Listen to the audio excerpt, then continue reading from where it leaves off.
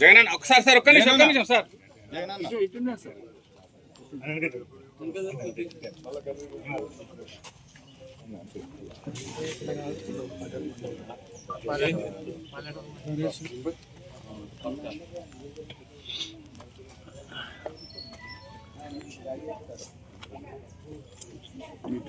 Photo కనబడుతుంది.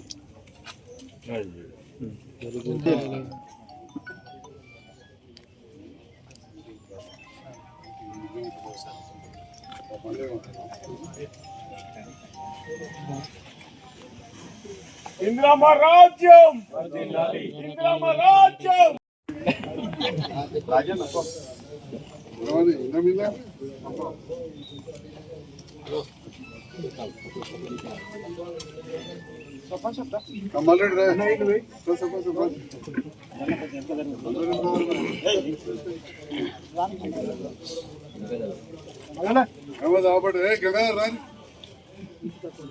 ప్రశాంత్ రా మన గంగారెడ్డి గంగారెడ్డి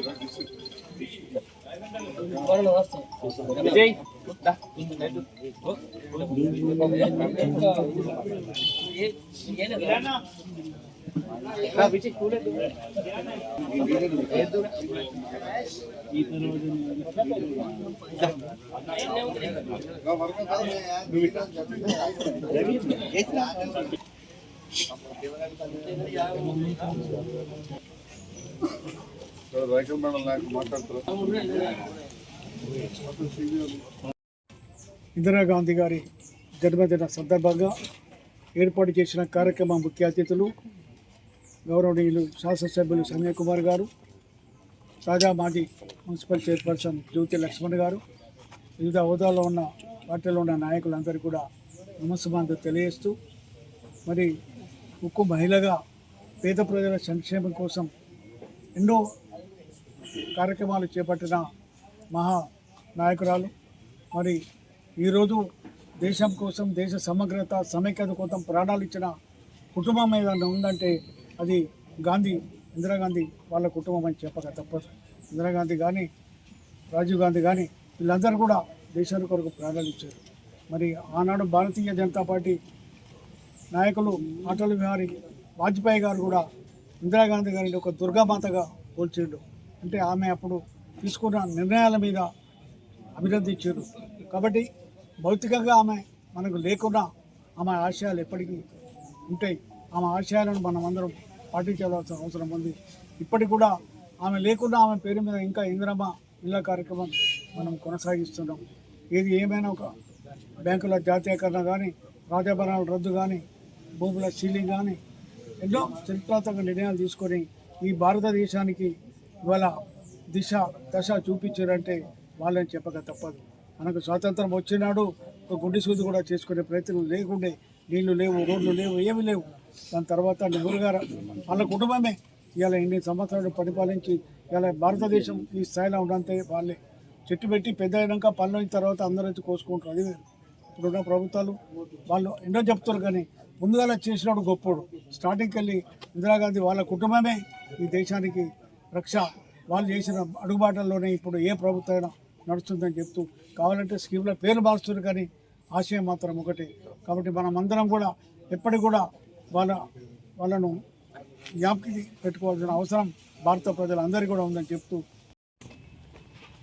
భారతదేశ మాజీ ప్రధాని, తొలి మహిళా ప్రధానిగా, అలాగే ఉక్కు మహిళగా ఎన్నో సంవత్సరాలు మన దేశాన్ని ఒక సంక్షేమ బటంలో తీసుకెళ్లడంలో మరి మాజీ ప్రధాని గారు ఎంతో మంచి పాత్ర పోషించడం జరిగింది. మరి అట్లాగే ఈ రోజు వరకు కూడా ఇందిరమ్మ రాజ్యం అనే పిలుస్తారు కాబట్టి కాంగ్రెస్ ప్రభుత్వం ఉన్నంత కాలం ఇందిరమ్మ రాజ్యంగానే కొనసాగుతుంది. మరి అట్లాగే ఆనాడు ప్రజల సంక్షేమం కోసం ఆలోచించిన ఆమె ఎన్నో కష్టాలు ఎదుర్కొని ముందుకు తీసుకెళ్లడం జరిగింది ఈ దేశాన్ని. అట్లాగే మరి ఈరోజు కూడా ఆమె ఆశయాలతోని ఇప్పుడున్న ముఖ్యమంత్రి గారు కూడా ఆమె ఆశయాలతోనే ముందరికి వెళ్ళడం జరుగుతుంది. మరి ఈరోజు కూడా ఇప్పటివరకు చూసుకున్న ఇందిరమ్మ ఇండ్లు అనే పథకం ఇంకా కూడా కొనసాగుతుంది. కాంగ్రెస్ ప్రభుత్వం ఉన్నంత కాలం అలాగే కొనసాగుతుంది. అట్లాగే ఇప్పుడు చీరల పంపిణీ కూడా ఈరోజు ఉందని చెప్పేసి ప్రభుత్వం చెప్పడం జరిగింది. మరి అట్లాగే ఇంకా కూడా ఎన్నో మంచి పథకాలు, ఎస్పెషల్లీ ఇందిరమ్మ గారు మహిళల కోసం ఎంతగానో ఆలోచించారు. అందుకనే ఈరోజు అదే ఆలోచనతోటి మరి ముఖ్యమంత్రి గారు గవర్నమెంట్లోకి రాగానే గవర్నమెంట్ ఫామ్ చేసిన తర్వాత వెంటనే ఉచిత బస్సు అని చెప్పేసి మనకి ఇవ్వడం జరిగింది. మరి దాంతోపాటు 1000 రూపాయల వరకు మన కరెంటు బిల్లు మాఫీ అని చెప్పేసి ఇవ్వడం జరిగింది. మరి దాంతోపాటు సిలిండర్ మీద సబ్సిడీ ఇవ్వడం జరిగింది.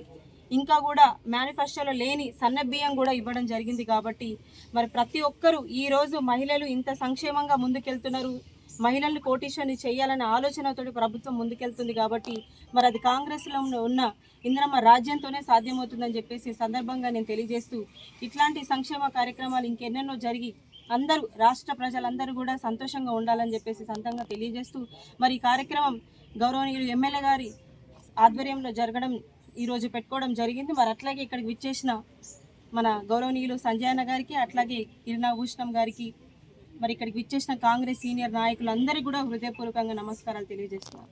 ఎమ్మెల్యే క్యాంప్ ఆఫీస్లో ఈరోజు స్వర్గీయ ఇందిరాగాంధీ మాజీ ప్రధాని ఇందిరాగాంధీ పుట్టినరోజు సందర్భంలో వేడుకలు జరుపుతున్న సందర్భంలో ఈరోజు హాజరైన మాజీ మున్సిపల్ చైర్మన్లు మా పేరు మీద ఇందిరమ్మ రాజ్యం అని చెప్తూ గౌరవ ముఖ్యమంత్రి రేవంత్ రెడ్డి గారి నేతృత్వంలో చాలా గొప్ప కార్యక్రమాలు కూడా జరగడం మనం చూస్తూ ఉన్నాం.